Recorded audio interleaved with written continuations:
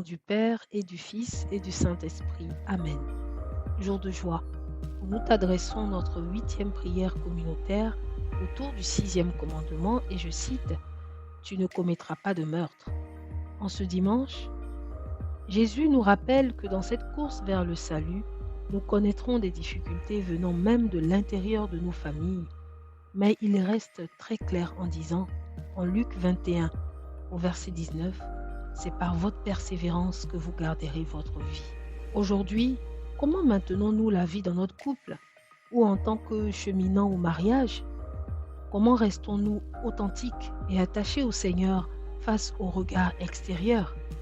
Nos proches nous ont-ils déjà adressé des reproches tels que tu as trop de principes, c'est pour cela que tu ne te marieras pas? Ou encore des phrases du type c'est toi la sainte ou le saint? Il est toujours à la maison dans les jupons de sa femme, simplement parce que l'on souhaite poser des actes conformes à ce que notre Dieu nous demande et avec lesquels nous sommes alignés. Comment fait-on face au jugement de personnes qui ne portent pas forcément les mêmes valeurs que nous? Nous est-il déjà arrivé de ressentir que ces personnes avec des jugements différents ne sont pas forcément contre nous?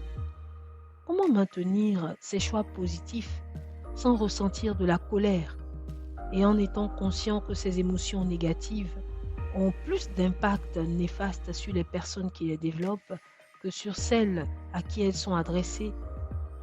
Je vous propose de vous poser une question avant d'agir.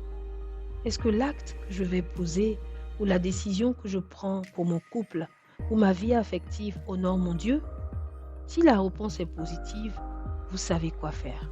Je vous suggère de vous poser un peu et réfléchir à modifier votre première pensée face à cette personne qui parfois, sans s'en rendre compte, s'érige en adversaire de votre couple ou de vous-même en se mêlant de vos affaires internes.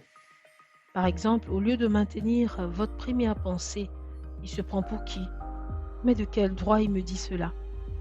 Vous décidez de penser plutôt, quand il comprendra ma motivation profonde, il réagira différemment.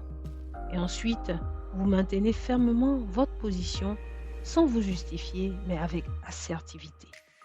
Seigneur Jésus, comme tu nous l'as promis au verset 15 de l'Évangile, donne-nous, s'il te plaît, un langage et une sagesse à laquelle tous nos adversaires ne pourront ni résister ni s'opposer. Aide-nous à persévérer dans la foi et à discerner pour ne pas nous égarer. Amen. Au nom du Père et du Fils et du Saint-Esprit. Amen.